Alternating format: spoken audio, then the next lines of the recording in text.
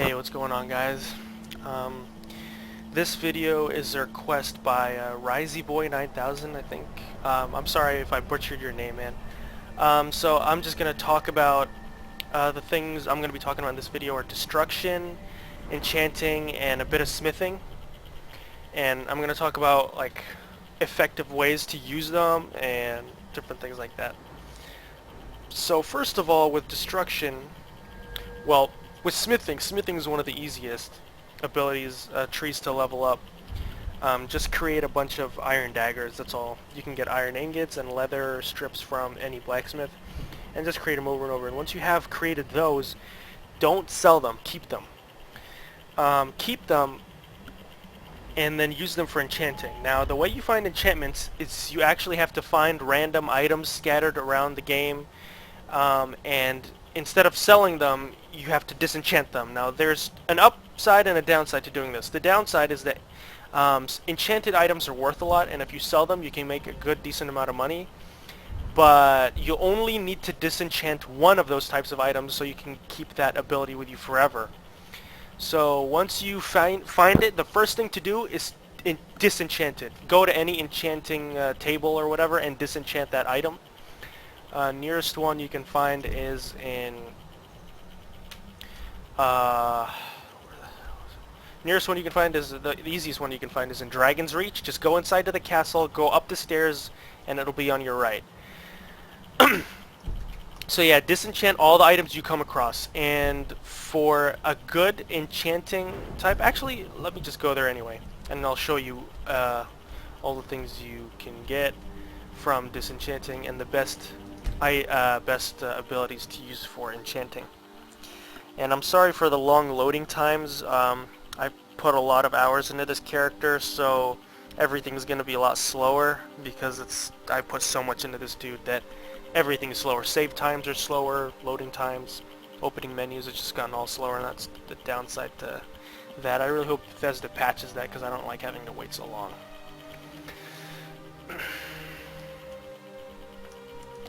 This axe is not that great because you can't really upgrade it, so that sucks.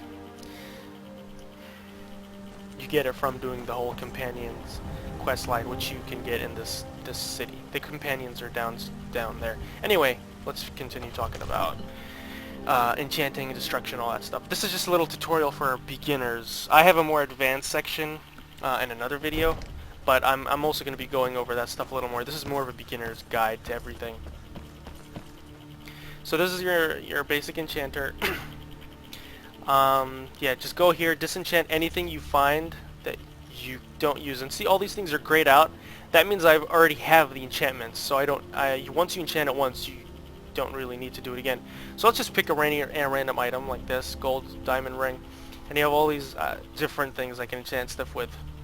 For destruction mages, you want something that says this, fortify destruction. And you can see it says 8% now, but because go back and take a look at my skill tree.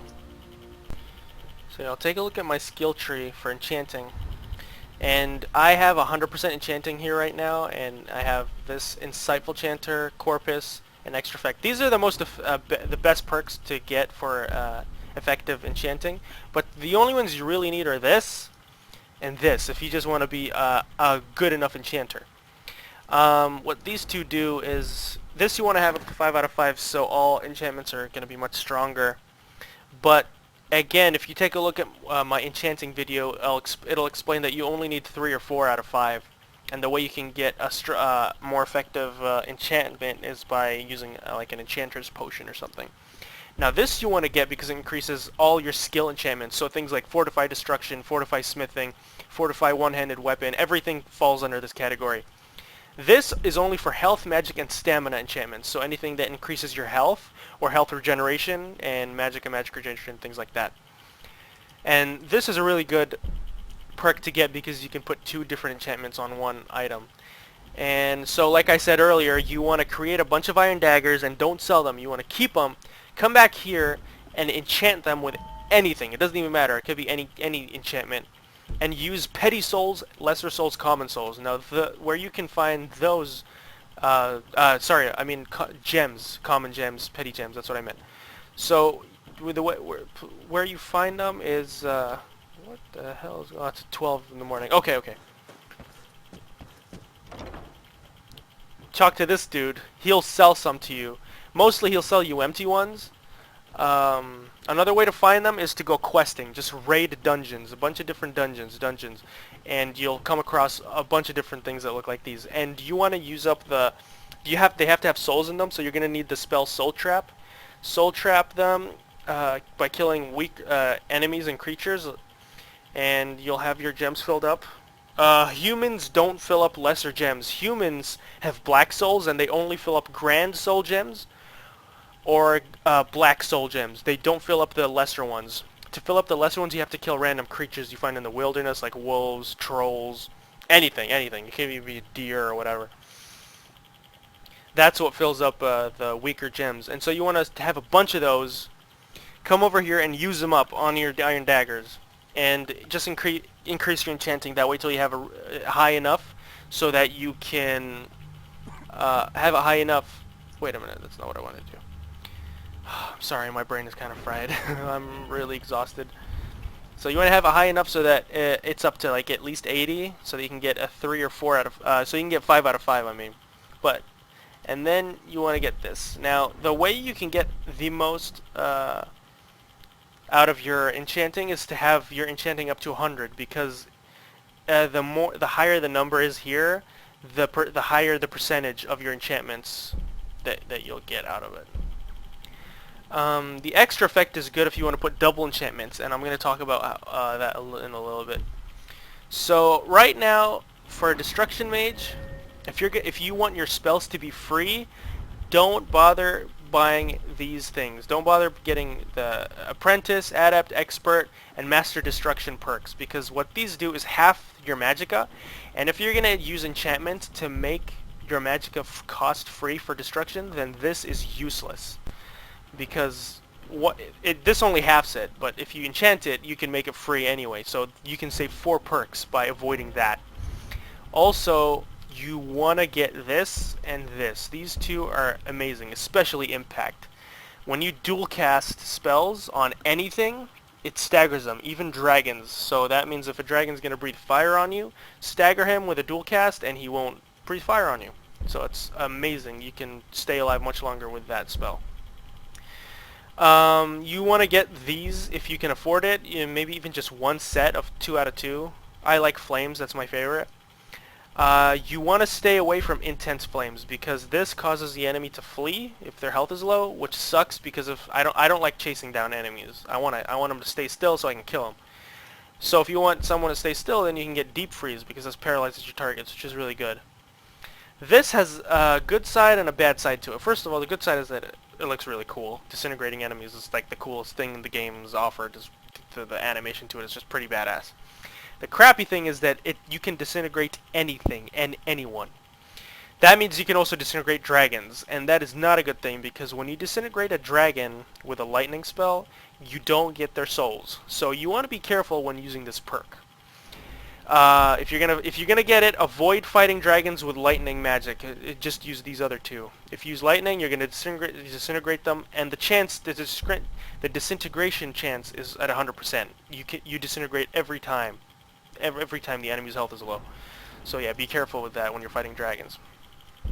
Another good combination with destruction is restoration. A lot of people on forums and like YouTube use restoration destruction combination, and so when they're using enchantments, they enchant their armors to have 25% reduction cost on destruction and restoration. And right now, I'll show you my armor. Right now I have the items that you can enchant to the reduction cost are necklaces, any kind of headgear, chest piece, and a ring. These are the things that you can enchant to have reduction cost for anything, destruction spells. So if you have the double enchantment, then you can have destruction, and the second one would be restoration. And that is really good combination to have. And the reason is you can do stuff like have like one with destruction spell in one hand, and then restoration you can have a healing, or you can have a ward. And wards cost a lot of magic to use, so I'll show you right now. Kind of draining a lot out of me. But if I use chain lightning, it doesn't drain so much. Wards are really good because they deflect pretty much all damage from enemies. It's pretty much like a shield. If you don't want to carry a shield, use a ward. And wards are good because they using wards increases your restoration tree. I mean your restoration skill. It goes up the more you use wards. If you're going to invest points into restoration, I suggest getting restoration dual casting for increased healing, and getting respite. No, you actually don't have to get respite because if you're going to be using magic all the time, you don't use up stamina. But it's good anyway if you're like sprinting. Just use healing magic and your stamina goes up real quick. Regeneration is really good because all spells are going to have more of an effect, healing effect. And then this. I don't know why this is in the restoration tree, but this is really good because all spells, no matter what school they're in, will be more effective against undead. So if you're using fire, fire is going to be more effective against undead if you get this.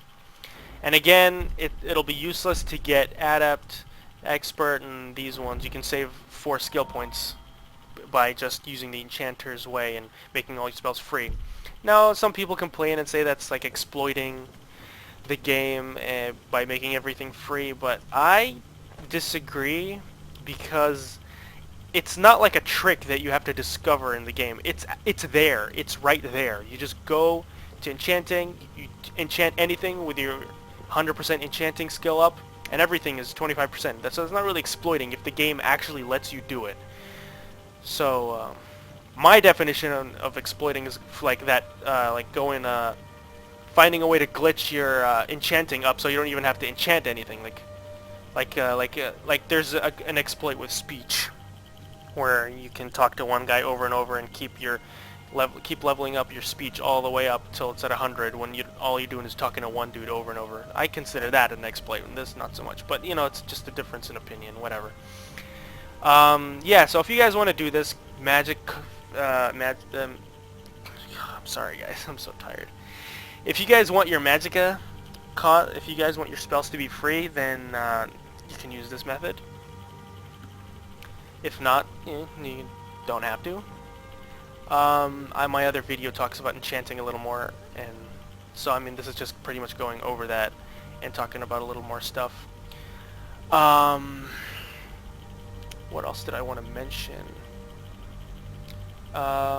Yeah, just that's it really. Oh yeah, and if you're gonna be if you're gonna be a heavy mage dude, I suggest going with heavy armor, just because. First of all, I'm a heavy armor type dude, but as you can see in my smithing, I've purchased every perk.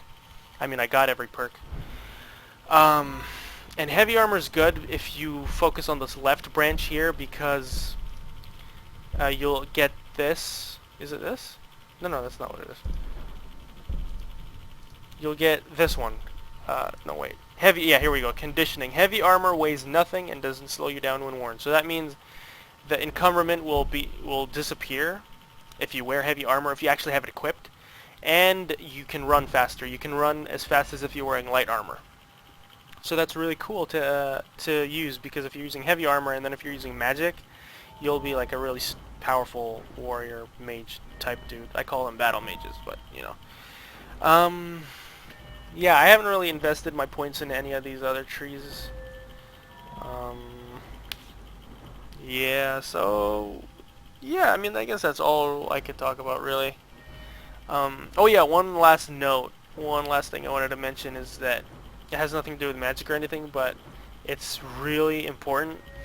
If you guys don't know about this, my stamina is at 300 right now, and putting your points into stamina increases how much you can carry.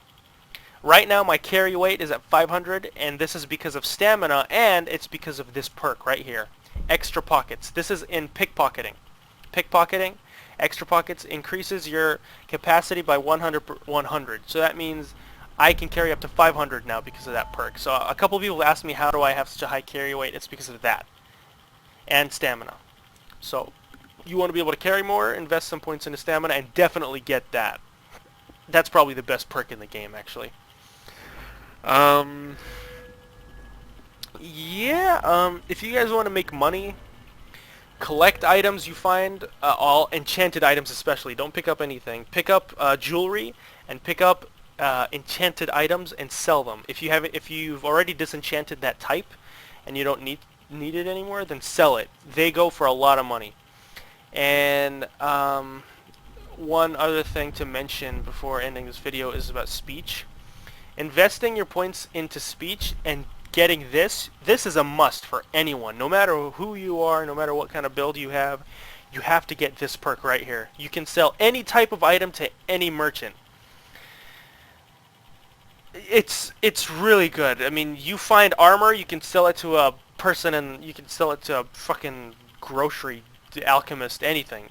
So it's really good. And then if you get your speech high enough, and if you want to invest, so if you want to be a dude who has a lot of money on him, invest more, level up your speech a little more, invest a couple perks, and get this Master Trader. This will give every merchant out there an additional 1,000 gold on him, so that you can sell more things to them and get more money that way. Yeah, I don't really know what else to mention. This is just a little tutorial thing. Work on speech. Start working on speech. Start working on pickpocketing so you can get the increased carry weight. Oh yeah, another way to make money is through lockpicking. There's a perk here that Golden Touch. You can find more gold in chests. Not by a lot, but maybe by like 100 gold, an additional 100 gold, so it's really good. And this 50 greater % chance of finding special treasures. Now, if you find special treasures you don't want, like in a nice enchanted helmet or something, you could sell it if you're not going to use it. Get money that way. And I'll show you right now how much money I got. I got 218,000 gold just by doing that stuff. I have not glitched or cheated or anything. I don't know of any glitch where you can earn money quickly. If other people know, you could find it on the internet or something, but I don't know, and I haven't done anything like that. And I put a lot of hours into this guy. That's why I have so much money. I put like 120 hours on him, so I didn't do it quickly. It took a while, but with the help of those perks there. Yeah, so I guess that's it. I hope this video helps you guys out. If you want to be an effective mage, you could try out Restoration and Destruction, making your spells free. Avoid these 4 perks here if you're going to go with the enchantments. Save 4 perks, you can put them in something else. Yeah, I guess that's it. I hope this video helps you guys out, and again, I'm sorry for, stumbling and tripping over my words. I'm just so tired and exhausted, and I got exams, and I got work and shit, but yeah, whatever. I hope this video helps you guys out, and just for all new beginners out there on Skyrim. Yeah, so welcome to Skyrim, welcome to the game. I hope you guys have fun, and I hope you guys learn from this tutorial. Leave me comments or message me if you guys have more questions, and I'll definitely get back to you guys. Alright, I'll see you in another video then.